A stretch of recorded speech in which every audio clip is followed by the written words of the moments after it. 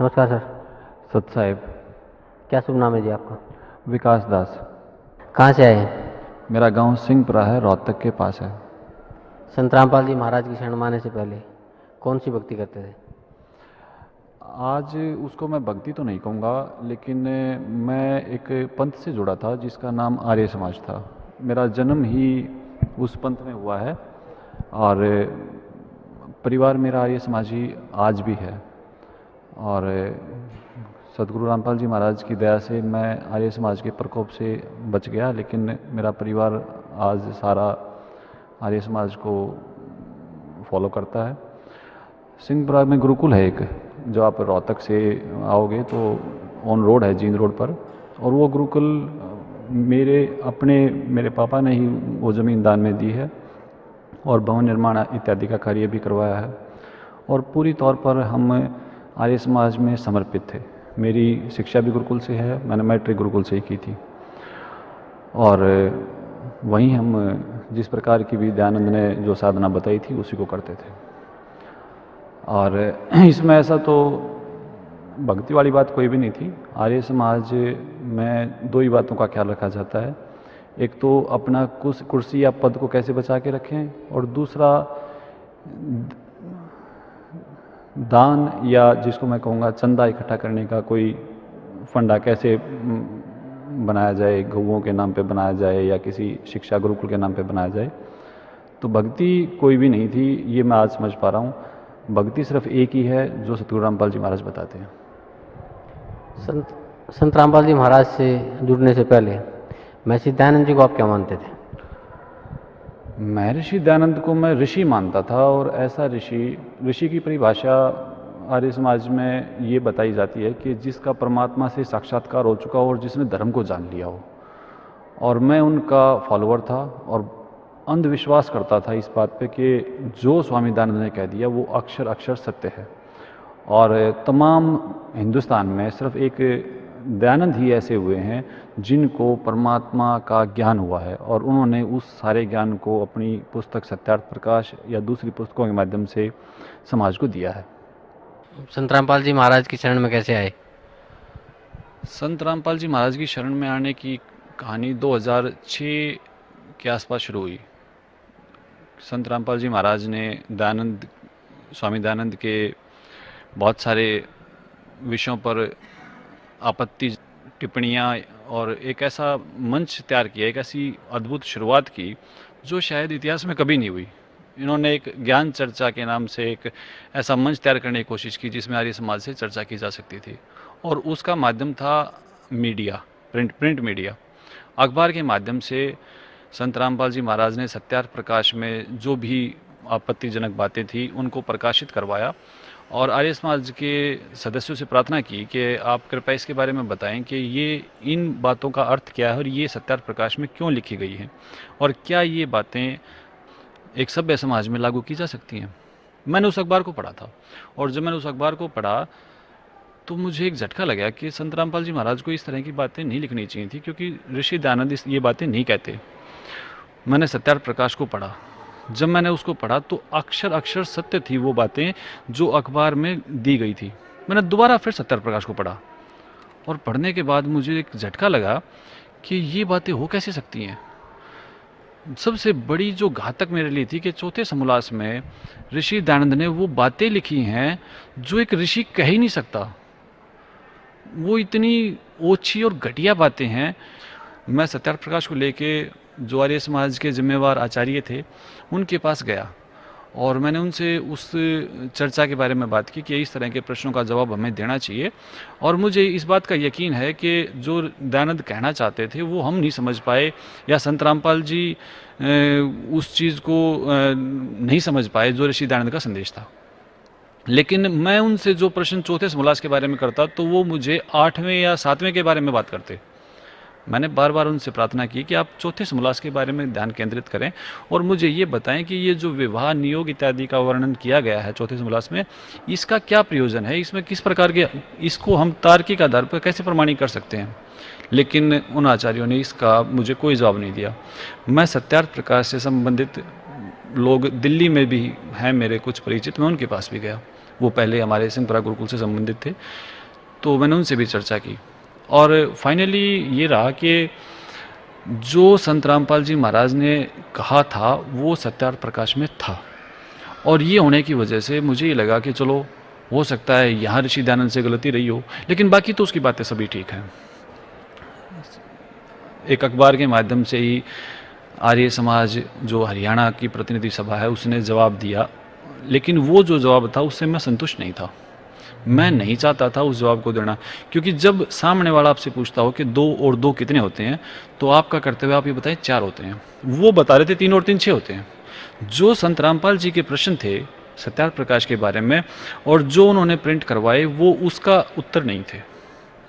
इसके बाद मैंने उनसे प्रार्थना की कि आप इस तरह की बातें ना करें, हम इस मंच को जो संत रामपाल जी महाराज ने शुरुआत की है इसको एक ऊंचाई तक लेके जाएंगे और जनता के सामने स्पष्ट कर देंगे कि दयानंद का ज्ञान कहीं भी किसी रूप में गलत नहीं था।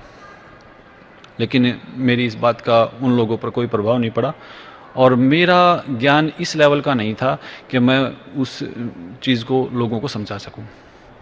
इसके बाद उन्होंने ओछे और घटिया आरोप संत रामपाल जी महाराज पर लगाने शुरू हो गए, और मैं उनकी मीटिंग्स में जाता था। मेरा वहाँ मैं एक केंद्र बिंदु रहा अपने समय में आर्य समाज का। उन्होंने मुझे अलग थलग कर दिया, क्योंकि मैं नहीं चाहता था कि इस तरह के आरोप लगाए जाएं, इस तरह की बातें की जाएं। मैं जानता था आर्य समाज की एक प्रवृत्ति है कि वो अपनी जीत या अपनी कुर्सी को बचाने के लिए हिंसक भी हो सकते हैं, गंदे आरोप भी लगा सकते हैं, मैं ये जानता था। लेकिन इस विषय में मैं ऐसा नहीं चाहता था। मैं ये चाहता था कि ये चर्चा समाज के सामने आए और संत रामपाल जी महाराज जिस तरह की बातें दयानंद के बारे में करते हैं वो बातें स्पष्ट हो जाएं। लेकिन ऐसा नहीं हुआ। मैं उनसे अलग हो गया और उनकी मीटिंग्स वगैरह में जाना मेरा बंद हो गया, और उन्होंने एक ऐसा शगुफा तैयार किया कि अगर मैं आज उसकी चर्चा करता हूँ तो मुझे शर्म आती है इस बात पे कि मैं उन लोगों से कभी संबंधित रहा हूँ। उन्होंने ओछे घटिया आरोप, जो शायद सभ्य समाज में उनका जिक्र भी किया करना पाप है, उन्होंने संत रामपाल जी महाराज पर लगाने शुरू कर दिए। और इस बात में सबसे बड़ा सहयोग उनका प्रशासन से था और मीडिया से था। मीडिया को भी लगातार भ्रमित करने की कोशिश की गई और उन चीज़ों को उन्होंने बार बार उछाला, और ये होते होते जुलाई 2006 आ गया। जुलाई 2006 में जो भी घटना हुई वो शायद इतिहास की सबसे घिनौनी और शर्मनाक घटना रही होगी। आने वाली पीढ़ियाँ शायद ये बात ना कह पाएँ कि आर्य समाज नाम का कोई पंथ ऐसा था जो कभी किसी भी प्रकार से जाने अनजाने में धर्म से संबंधित रहा हो। संत रामपाल जी महाराज का सत्संग करौथा आश्रम में चल रहा था लगातार, और वहाँ उन्होंने अपने कुछ लोग बुलाकर, और एक बात मैं और विशेष कहना चाहूँगा आर्य समाज के बारे में कि वो एक ऐसा ग्रुप है, पंथ नहीं कहूँगा मैं उसको, उनके पास संख्या कुछ नहीं है, वो एक ऐसा ग्रुप है, और उस ग्रुप के पास एक विशेषता है कि वो भाषण के माध्यम से पब्लिक को ऐसा भड़का सकते हैं कि ये कला दूसरे के पास किसी की नहीं है। और उन्होंने डीगल, करौथा इत्यादि अलग अलग गाँव में जाके कुछ इस तरह के भड़काऊ भाषण दिए, और जिससे उस आश्रम को चारों तरफ से घेर लिया गया। आश्रम में आने वाले बहन बेटियों के साथ बदतमीजियाँ शुरू होगी, और इस चीज़ का पूरा कारण आर्य समाज ही था। और इन चीज़ों को, बहन बेटियों के साथ बदतमीज़ी, और आश्रम में बंद लोगों को 4 दिन तक बिजली, पानी, इसकी सप्लाई काट दी गई। ये मेरे लिए बहुत ही दुर्भाग्यपूर्ण था। मैं इस बात को नहीं सहन कर पा रहा था। फिर भी मैं न्यूट्रल था। मैं जानता था कि सच बोलने की सज़ा इस समाज में मिलती है, और ख़ास तौर पर जब भी हमारे समाज से संबंधित रहे तो कूटनीति और इस तरह की बातें वहाँ अक्सर सत्ता की लोलुपता में चलती रहती हैं। मुझे यकीन था कि अभी आश्रम बंद हो जाएगा और ज़्यादा दिन कुछ ऐसा नहीं होगा, लेकिन वहाँ जो भी कुछ हुआ उससे मुझे एक मलाल अवश्य हुआ कि जो मंच तैयार किया गया था ज्ञान चर्चा के लिए, ये सबसे बड़ा नुकसान विद्वता को ठेस पहुँची है। विद्वान लोगों का विश्वास धर्म से अब हट जाएगा। संत रामपाल जी महाराज के अनुयायियों को चारों तरफ से घेर के तंग किया गया, परेशान किया गया, बहन बेटियों के साथ बदतमीजियाँ की गई, और ये कोशिश की गई कि आश्रम पर हमला कर दिया जाए। प्रशासन का इसमें पूरा सहयोग रहा। वो जो सीडी संत रामपाल जी महाराज एक जागरण चैनल के माध्यम से दिखाई गई है, अगर उसको देखते हैं तो शायद आंखों में पानी आता है कि पुलिस मूक दर्शन बन के देखती रही और हमलावर ने हमला किया। अब आप ये सोचें, एक बार उस चीज़ का, उस स्थिति का अंदाज़ा करें कि जब मैं अपने घर में अपने परिवार के साथ कैद हूँ और चारों तरफ से मेरा बिजली, पानी, खाने की सप्लाई काट दी जाए, तो मेरी स्थिति किस प्रकार की हो सकती है? क्या वो लोग जो वहाँ इकट्ठे थे वो इस देश के नागरिक नहीं थे? क्या वो लोग जो वहाँ थे उनका क्या मकसद था? वो देशद्रोही नहीं थे, वो चाहते थे कि वो भक्ति करें और वो भक्ति करने के उद्देश्य से वहाँ इकट्ठे हुए थे। और उनके साथ ऐसा सलूक, शायद ये बहुत बड़ा दुर्भाग्य रहा इतिहास का कि ऐसी घटना 21वीं शताब्दी में, जब हम ये कहते हैं कि सभ्यता की चरम सीमा पर हैं, ऐसी घटना रोहतक में भूपेंद्र हुड्डा की प्रशासन में ऐसी घटना घटित हुई। और ये 4 दिन के बाद सरकार ने, प्रशासन ने उकसाया लोगों को कि आश्रम पे हमला कर दिया जाए।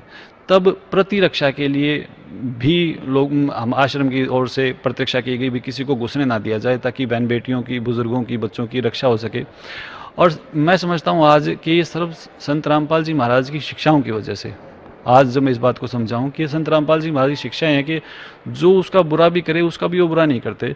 लेकिन ये नहीं था कि अंदर जो थे उनको क्रोध नहीं था, उनको गुस्सा नहीं था, लेकिन उनका एक आदर्श है कि वो हमेशा गुरु की बात को श्रेष्ठ मानते हैं। और गुरु जी के ये वचन थे कि नहीं, हमें हमला नहीं करना, हमें सिर्फ अपनी रक्षा करनी है, अपने दरवाजे बंद कर लो, अपने आप को बंद कर लो और परमात्मा के भरोसे पे छोड़ दो। और परमात्मा के भरोसे पे ये हुआ कि परमात्मा की दया से वो सभी सुरक्षित रहे। इसके बाद प्रशासन ने सीधे तौर पर उनको जेल भेज दिया। तो जेल भेजने तक मैं समझता था कि यहाँ तक बात ख़त्म हो जाएगी, लेकिन उसके बाद भी भक्तों के साथ बदतमीज़ी और धरपकड़ शुरू होगी पुलिस के द्वारा। जो जहाँ जिस हालात में मिला उसी को पुलिस ने पकड़ लिया। और जहाँ तक मेरी जानकारी रही कि 18, 15 साल के बच्चों को, मेरे ख्याल में 1 या 2 तो जुवेनाइल हैं जिनको 302 के केस बनाया गया है, और ये सिर्फ पुलिस की धरपकड़ थी, ऐसा कुछ नहीं था। आक्रमण, आप ये देखें, एक बात देखें कि आक्रमणकारियों को तो इनाम दिया गया 50,000 रुपये, मेरे घर पर हमला करने वाले को इनाम दिया गया। मैं अपने घर के अंदर बंद था, मैंने किसी पर हमला नहीं किया, मुझे जेल में डाल दिया गया। इस घटना ने मेरा आर्य समाज से विश्वास उठा दिया। लेकिन फिर भी मैं ये चाहता था कि एक दिन ऐसा अगर होगा तो मैं ज़रूर ज्ञान चर्चा में संत रामपाल जी के साथ इस विषय में बात करूँगा। समय बीतता चला गया। मैं अक्सर देखता था कि अखबार में लिखा होता था भक्तों को दौड़ा दौड़ा कर पीटा। मुझे ही लगता था ये बातें किसी दूसरे देश की हैं, हिंदुस्तान में ऐसा संभव नहीं। लेकिन ये बातें इसलिए थी कि प्रशासन नहीं चाहता था कि संत रामपाल जी सर्वाइव करें। वो ये चाहते थे कि किसी भी तरीके से इनका नाम और निशान मिटा दिया जाए। लेकिन मैं तो यही कहूँगा कि परमात्मा का बहुत बड़ा साथ था भक्तों के साथ कि उन्होंने संघर्ष किया, और संघर्ष करने के बाद 22 महीने तक जेल में अंदर रहकर संत रामपाल जी महाराज, मेरे गुरुजी, बाहर आए। बाहर आने के बाद मेरा एक भाई, मेरी बुआ जी का लड़का हरजीत, उसको मैं समझाने के लिए चला गया कि भाई अगर आपको गुरु बनाना है तो आप कोई और बना लें।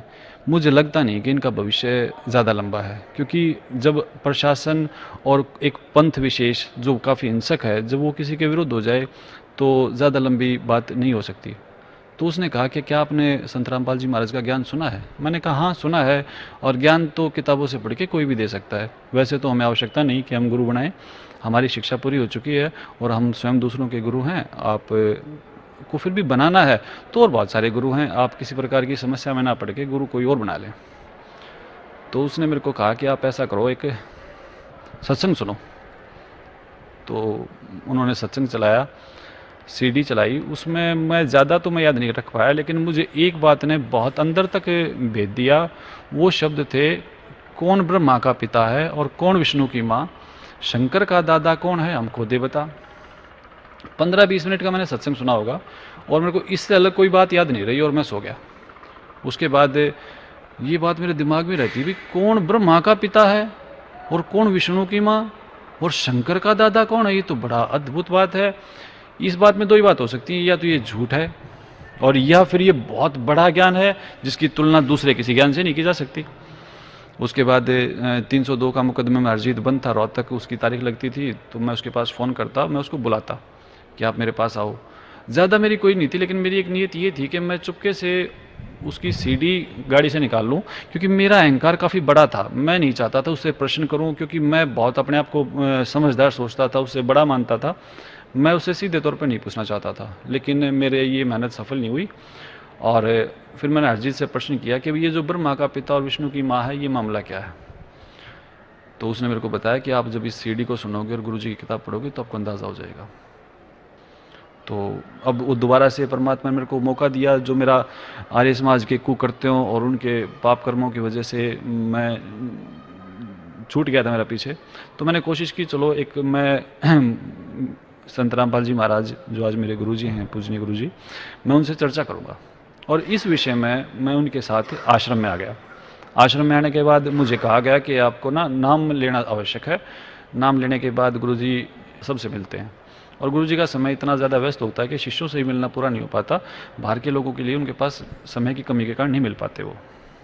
मैंने कहा कोई बात नहीं, मैंने सिर्फ ये सोच के कि ये गेट पास है, आप कहीं भी जाते हो किसी से मिलने तो वहाँ की कुछ फॉर्मेलिटीज़ होती हैं, आपको वो पूरी करनी है। और मैंने उस फॉर्मेलिटी को पूरी किया। अंदर गए, संत रामपाल जी महाराज एक आसन पर विराजमान थे। वहाँ ज्ञान चर्चा तो नहीं कहूँगा मैं उस वक्त को, लेकिन परिचय अवश्य हुआ। उस परिचय के बाद जब मैं आया तो मुझे एक चीज़ ये लगी कि जो नाम मुझे दिया गया है, जो मंत्र मुझे दिया गया है, ये अद्भुत है। इसमें एक बहुत बड़ी मुझे एक खिंचाव महसूस हुआ कि ये कुछ ऐसा है जो मुझे चाहिए था। और मुझे सर्वाइकल पेन था गर्दन में, और मैंने उस मंत्र का वैसे ही जाप किया कि ये मंत्र है तो चलो मैं जाप करता हूँ। मैंने जाते वक्त जाप किया तो मैंने काफ़ी झटके दे के देखा तो मेरे को सर्वाइकल पेन नहीं रहा। तो घर जाके मैंने मेरी पत्नी बच्चों को बताया, भाई एक ऐसा अद्भुत मंत्र है और तुम इसका जाप करो। क्योंकि इससे पहले मैं कभी किसी गुरु प्रथा से जुड़ा हुआ नहीं था, तो ये ज्ञान मुझे नहीं था कि इस प्रकार मंत्र ना बताना चाहिए। बताने वाले को भी नुकसान होता है और जो उसको करेगा तो उसको भी उसकी हानि होगी। अब उन्होंने उस मंत्र का जाप किया तो जो दर्द मेरा ठीक हो चुका था वो दोबारा से हो गया। मैं नहीं समझ पाया। मैंने कहा चलो खैर जो भी था, कुछ देर के लिए मेरे को सहारा मिला। इसके बाद मेरा आश्रम आना लगातार जारी रहा और मैं सत्संग सुनता।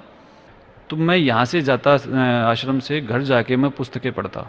मेरे जन्म से वेद मेरे घर में है और मैं उन प्रश्नों को तैयार करता, 20-20 घंटे में पढ़ता। तो एक बार मैंने ये किया कि मैं पूरी तैयारी मैंने कर ली।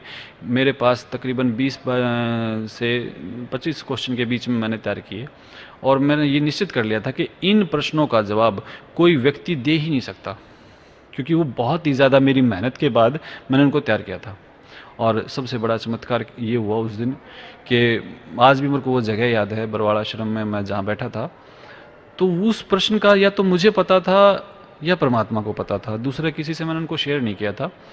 और मेरे गुरुजी संत रामपाल जी महाराज ने जब सत्संग किया तो उन सभी प्रश्नों का उत्तर उस सत्संग में ही दे दिया, और मैं यूँ टिक मार्क करता चला गया। मेरा हमेशा एक ये रहा है कि मैं भले ही विरोधी रहा हूँ, लेकिन मैंने कोशिश यही रखी है जीवन में कि मैं सच्चा रहूँ। मैं उस दिन अपने आप को बहुत हारा हुआ, टूटा हुआ महसूस कर रहा था कि ये तो जो भी कुछ हुआ ये जीव नहीं कर सकता, ये शक्ति कुछ और है। उस दिन मैंने दंडवत किया और मैंने गुरुजी से प्रार्थना की, गुरुजी मैं आपको समर्पित हूँ। और वहाँ से फिर मैंने ज्ञान को समझने की और इससे आगे की बात शुरू हुई। तो आर्य समाज के बारे में तो मैं सिर्फ ये कहूँगा कि कुछ ऐसे दुष्ट लोगों की एक मंडली है, उनके पास कोई जन समर्थन नहीं है, लेकिन उनके पास भड़काऊ भाषण है जिससे वो कुछ लोगों को भावुक करके कुछ देर के लिए अपने साथ जोड़ देते हैं। अब बात रही दयानंद के बारे में, तो दयानंद के बारे में गुरुजी सत्संग करते और उन सभी विषयों को स्पष्ट करते जो सत्यार्थ प्रकाश में लिखे थे।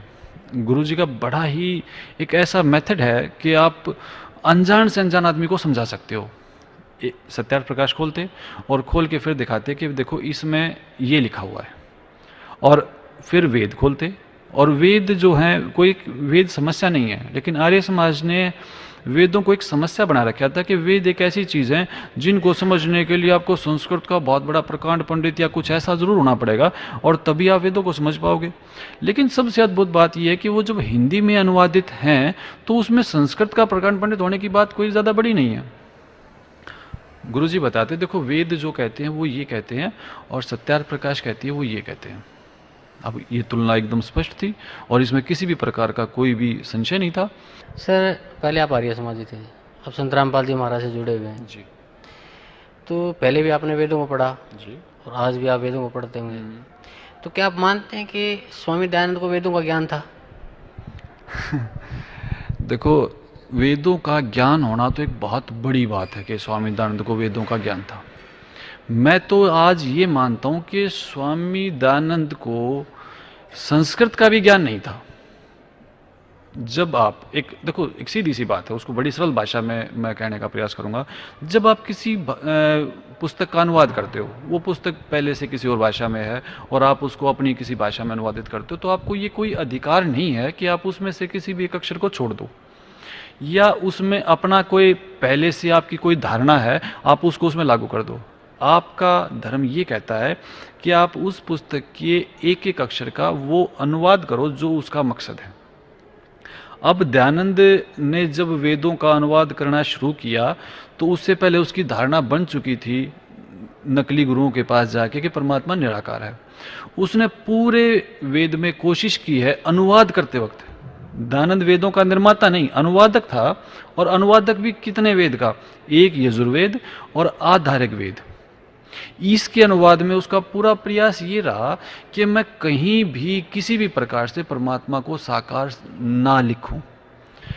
एक अग्नि तनु रसी के नाम से मंत्र है जिसमें स्पष्ट होता है कि परमात्मा साकार है। उसने इन 3 शब्दों को ही लुप्त कर दिया। जब आप वेद को पढ़ेंगे तो उसमें ब्रैकेट में संस्कृत के शब्द और ब्रैकेट से बाहर हिंदी के शब्द लिखे हुए हैं, और उसमें अग्नि तनु रसी शब्द होना चाहिए था, उसमें वो शब्द ही नहीं है। तो उसका एक बहुत बड़ा धोखा उसने लोगों को दिया है, और ऐसा धोखा उसको नहीं देना चाहिए था। अगर आपको कोई विषय नहीं आता, आपको उसकी जानकारी नहीं है, तो आप उसके लिए मना कर सकते हो, कोई दबाव उसके ऊपर नहीं था। लेकिन मैं समझता हूँ दयानंद बहुत ही धोखेबाज था, और दयानंद ने जो भी कुछ किया वो तो किया, लेकिन उसके अनुयायियों ने तो ऐसा उसके बारे में ऐसा प्रचार किया कि आने वाले समाज को सोचने का मौका ही नहीं दिया कि दयानंद क्या था। आप दयानंद का जीवन परिचय पढ़िए और आप दयानंद के बारे में जो भी जानकारी जहाँ से भी लेंगे, तो उसके बाद आपको ये लगेगा कि वो एक अच्छा व्यक्ति भी नहीं था। उसके जो नियम थे वो सभ्य समाज के अनुकूल थे ही नहीं। जब एक बहुत ही साधारण सी बात है, इसको सभी समझते हैं कि नशा करना बहुत गलत है। आप एक बच्चे से पूछेंगे तो वो कहेगा कि नहीं, हुक्का और ये नशा इत्यादि तंबाकू का सेवन करना गलत है। और दयानंद इनका सेवन करता था, और सेवन भी उस वक्त करता था जब वो अपने आप को ये मानता था कि मैं ज्ञानी हो चुका हूँ, मैंने चावल छोड़ दिए हैं, मैंने योग करना शुरू कर दिया है, मैं दूध पीता हूँ।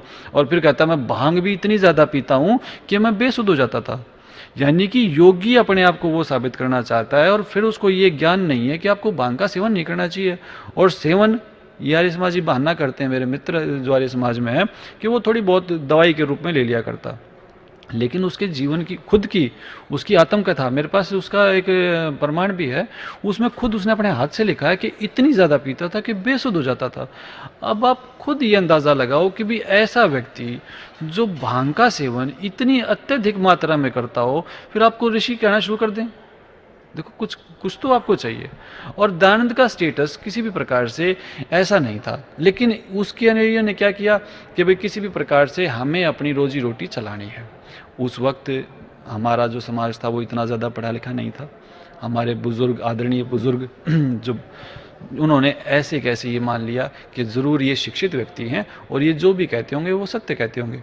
अब संत रामपाल जी ने, जब मेरे गुरुजी महाराज ने सब विषयों ग्रंथों का अध्ययन किया, तो उनको ये लगा कि वेद एक ऐसा प्रमाण है परमात्मा के बारे में जिसमें हमें काफ़ी सहयोग मिल सकता है संगत को समझाने के लिए। और जब उन्होंने वेदों को उठाया तो दयानंद के द्वारा अनुवादित वेद बिल्कुल गलत, और ऐसा उसने मैं एक सिंपल भाषा में कहना चाहूँगा कि अड़ंगा कर दिया एक ऐसी पवित्र पुस्तक का जिसका बहुत ही सुंदर, बहुत ही अच्छा अर्थ होना था, लेकिन अपनी भावना से ग्रसित एक बीमार, मनोरोगी, मनोवैज्ञानिक रूप से कमज़ोर व्यक्ति ने उस वेदों के अनुवाद का ऐसा अनर्थ कर दिया कि शायद मेरे गुरुजी से पहले कोई भी उसके इस बात को समझ ही नहीं पाया।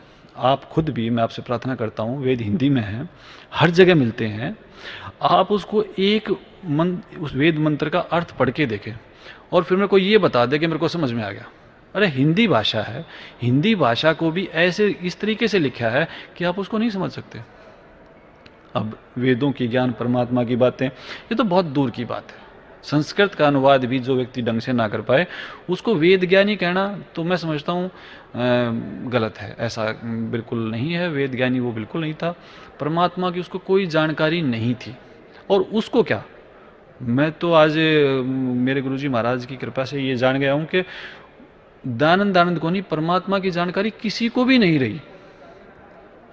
परमात्मा की जानकारी के लिए सबसे बड़ी बात है कि वो स्वयं आते हैं और अपनी जानकारी स्वयं देते हैं। कभी भी ऐसा संभव नहीं हो सकता, जीव की क्षमता नहीं है कि वो परमात्मा के बारे में जानकारी रख सके।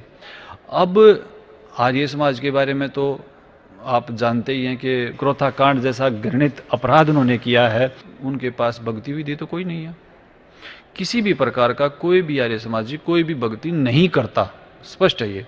उनके पास लोगों को भ्रमित करने का, एक समुदाय को मजबूत करने का एक तरीका है कि वो एक हवन करते हैं और उस हवन में लकड़ियाँ और वो सब करते हैं, ताकि उससे उनका मकसद ये कि ऐसा दिखावा हो जाए कि जिससे लोग उन पर केंद्रित हो जाएं।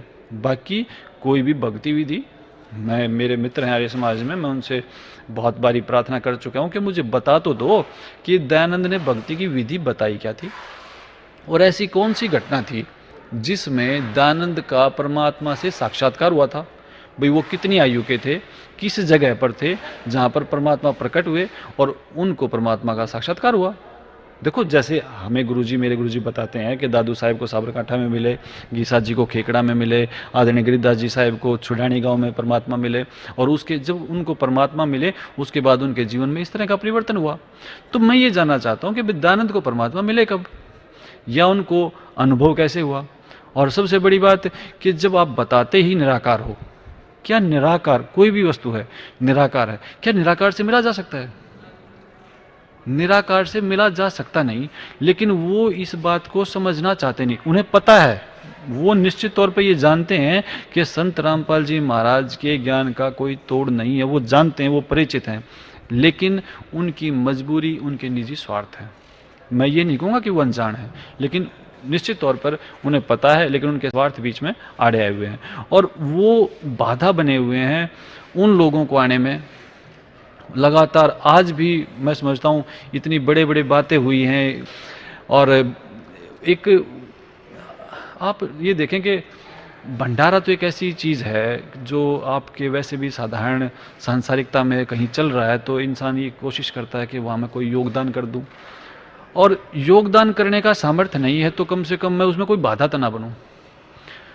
करोथा आश्रम में एक सदावर्त एक भंडारा तो चल रहा था ना, जो स्पष्ट रूप से सभी गांव वालों को, आसपास वालों को पता था कि एक भंडारा चल रहा है, और एक परम संत के सत्संग वचन चल रहे थे। उनको इतनी शर्म नहीं आई, भाई कम से कम तुम ये तो कार्य ना करो, ये भंडारा तो तुम बंद ना करो, ये सत्संग के जो वचन, ये भक्ति करने की प्यासी जो आत्माएं हैं ये यहाँ इकट्ठा होती हैं, ऐसे कर्म तो उनको ना करने चाहिए थे। और उसके बाद फिर क्या दावे करते हैं कि कभी क्रोधाश्रम को नहीं खुलने देंगे। उधर से भूपेंद्र हुड्डा इतना सहायक हो चुका है कि मैं समझता हूँ आने वाली पीढ़ियाँ रावण को भूल जाएगी। अरे ऐसा प्रशासन, आप कहाँ, किसको क्या मुंह दिखाओगे, क्या जवाब दोगे कि आपने किन लोगों के विरोध में ये घृणित कार्य किए हैं। सर, संत रामपाल जी महाराज से नाम उपदेश लेने के बाद आपको क्या लाभ मिला? मैंने पढ़ा था ये कि 3 तरह के दुख जीव को होते हैं, मानव को होते हैं। उनमें से एक अध्यात्म, एक अधिदेव और एक अधिभूत। पढ़ा तो बहुत कुछ था, निवारण किसी चीज़ का नहीं मालूम था। बस ये तो पता था बीमारियां ये हैं, लेकिन उनकी औषधि क्या है ये नहीं जानकारी थी। इन्हीं चीज़ों को 3 ताप कहकर मेरे गुरुजी महाराज संत रामपाल जी महाराज ने समझाया कि परमात्मा कबीर साहिब की भक्ति पिछले पापों का नाश करती है, और 3 ताप के रोग को सिर्फ यही भक्ति काटती है। इसमें बहुत बड़ी बड़ी बातें, जैसे ऋग्वेद मंडल 10 सूक्त 161 का मंत्र 2 ये बताता है कि अगर जीव मानव शरीर को छोड़कर मृत्यु देवता के पास भी जा चुका हो, तो वो परम शक्ति, वो परमात्मा कबीर उसको दोबारा से शरीर में लाकर 100 साल की आयु और दे सकता है। ये वेद का मंत्र है जिस पर किसी प्रकार की संदेह की गुंजाइश नहीं। लेकिन एक बार सोचो, क्या संसार जो इतने सालों से वेद को उठाए फिर रहा है, ये क्षमता किसी में थी? ये क्षमता है मेरे गुरुजी महाराज के द्वारा दी गई सद्भक्ति में, कि किसी भी प्रकार का कोई दुख, मृत्यु से बड़ा तो कोई दुख नहीं। और यहां इस वेद मंत्र को बिल्कुल सच साबित कर दिया, अक्षर अक्षर यहां इस चीज को, अगर कोई जीव शरीर को छोड़ के जा सकता है तो संत रामपाल जी महाराज की दया से वो मानव जिंदा हो सकता है और अगले 100 साल जिंदा रह सकता है।